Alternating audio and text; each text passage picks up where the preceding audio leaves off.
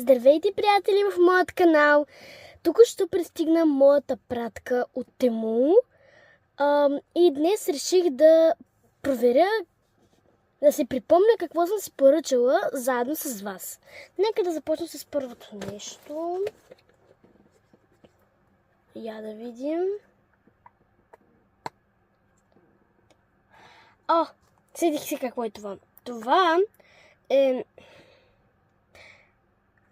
гранкулка, в смисъл нещо, в което като си пише ето тук вода и като го оставиш в фризера минимум за 1 час и става колкото това и става наред. След това така си правиш на лицето с самия лед. В смисъл, за да ме разберете, значи, знаете, 2024 хората са си пълнили вода пълна с лед и така си охлаждали лицето. Пък сега, за да не ти замръзват ръцете, това е поставка за леда вътре и така да се охлаждаш лицето. Това е първото нещо. Нататък. Ще го махна от пакета.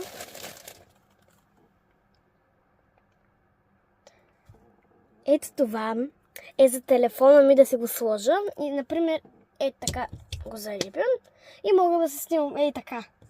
Даже направо можеше така да почна клипа. Следващото. Това са японски или китайски сапунчета по време на път. Значи, слагаш го това в шепичката и докато водата тече, така само бързо разнасяш по ръцете и се разтапи и става като сапун. Това за сапунчета. Следващото.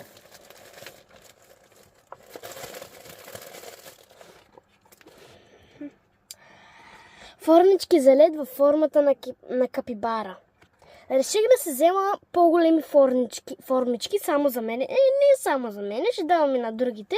Ама, да бъдат по-големи, че да се замразява, по-лесно водата, да ми е по-хладничко. Следващото нещо. Да видим. Това мисля, че знам какво е, но нека да проверим, да не ви лъжа. Това ми е палитрата. Палитрата има много сладки цветове, много са нежни.